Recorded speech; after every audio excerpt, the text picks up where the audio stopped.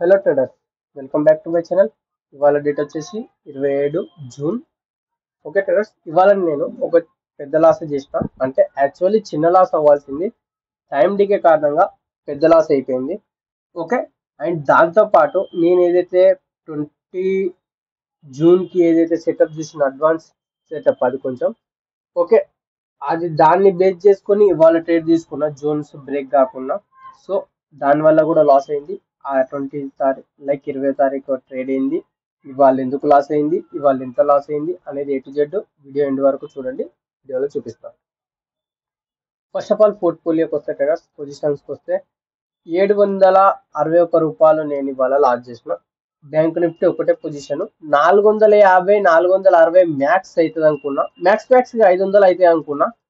కానీ traders side వేస్ ఎక్కువ అయ్యి స్పైక్ రావడం వల్ల పెద్దగా అయింది. ఓకే, ఎనీవే ఓకే, చూసుకుందాం మనం ట్రేడ్స్ ఎప్పుడు తీసుకున్నాం. First orders closed position by plus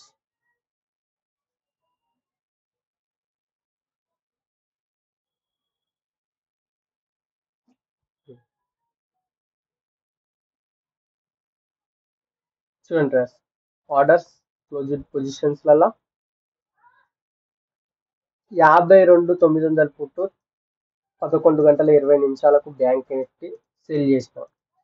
okay, reasons A to Z మనం తెలుసుకుందాం. ఫస్ట్ ఆఫ్ ఆల్ ఇది నా లోవర్ జోన్, ఇది నా first 1 hour zone. Videos like నా యూట్యూబ్లో ఉంటాయి, చూడండి. జోన్ సెటప్ డ్రా చేస్తా, ఏంది నా సెటప్ ఏంది అని మీకు ప్రతి ఒక్క సెటప్ లైక్ ప్రతి ఒక్క వీడియో చూసినా నా సెటప్ ఈజీగా మీకు అండర్స్టాండింగ్ అవుతుంది. Okay, simple. ఓకే, మార్కెట్ నేను ఏం చేసిన అంటే ఫస్ట్ క్యాండిల్ ఎప్పుడైనా వదిలేస్తా, దాని తర్వాత ఫస్ట్ 1 అవర్లో ఫస్ట్ 1 అవర్ హై. మార్కెట్ ఏం చేస్తుందంటే సింపుల్ గా ఈ బాటమ్ నుంచి టాప్ వరకు ఫిబొనాచి పెడతా ట్రేడర్స్, ఎగ్జాక్ట్ గా 61 లెవెల్ ని బ్రేక్ చేసింది.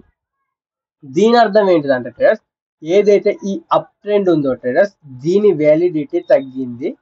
ఓకే, ఏదైతే ఈ డౌన్ ట్రెండ్ ఉందో ట్రేడర్స్ ఈ డౌన్ ట్రెండ్ వ్యాలిడిటీ పెరిగింది. సో మనం ఇప్పుడు నా ఫ్రెష్ ట్రెండ్ ఏంటంటే డౌన్ సైడ్ ట్రెండ్, కాబట్టి నేను ఓన్లీ సెల్ సైడ్ మాత్రమే ఎంట్రీస్ తీసుకుంటా. Okay, simple. దాంతో పాటు నాకు ఇక్కడ విక్ బయటికి వెళ్ళింది కాబట్టి ఇంకా సెల్ సైడ్ హై ప్రాబబిలిటీ ఉంటుంది అని నేను చూసిన. అది కూడా 20 తారీఖుది కూడా మీకు ఒకసారి చెప్తా. ఫస్ట్ దీని లాజిక్ చూసుకుందాం. అండ్ దాంతో పాటు టాప్ టు బాటమ్ ఫిబొనాచి పెట్టిన, ఎగ్జాక్ట్ గా 50% నుంచి డౌన్ వస్తా అంటే సమ్వేర్ అరౌండ్ ఈ లెవెల్లో 11 గంటల 20 నిమిషాలకు నేను సెల్ సైడ్ ఎంట్రీ తీసుకున్నా. ఓకే, దాంతో పాటు ఇక్కడ ఏదైతే స్వింగ్ ఉందో స్వింగ్ ను బ్రేక్ చేసి ఓకే బయ్యర్స్ ని ఇన్వైట్ చేసింది. ఇలా రిట్రెస్ వచ్చి మళ్ళా బయ్యర్స్ ని ఇన్వైట్ చేసింది. సో బయ్యర్స్ ని ఇన్వైట్ చేసినప్పుడు మనకేంటంటే బయ్యర్స్ ఇన్వైట్ చేసినప్పుడు వాళ్ళ ఎస్ఎల్ ఎక్కడ ఉంటాయి, ఇక్కడ ఉంటాయి. సో సింపుల్ గా ఇవే నా టార్గెట్స్ అనుకొని నేను సెల్ సైడ్ ఎంట్రీ తీసుకున్నా. దాని తర్వాత ఎంట్రీ తీసుకునేటప్పుడు నా రిస్క్ వచ్చేసి ఒక 80 పాయింట్లు సంథింగ్ ఉండే, 80 పాయింట్లు సంథింగ్. టార్గెట్ మంచిగానే ఉంది 200.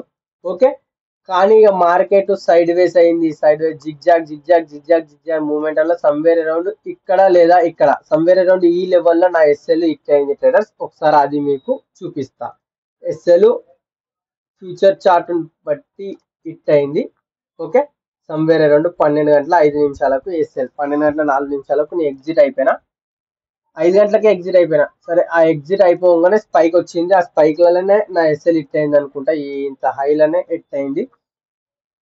కానీ మిస్టేక్ ఏంటిది? ఓకే, నీ మార్కెట్కి అయితే ఇచ్చేసిన డబ్బులు.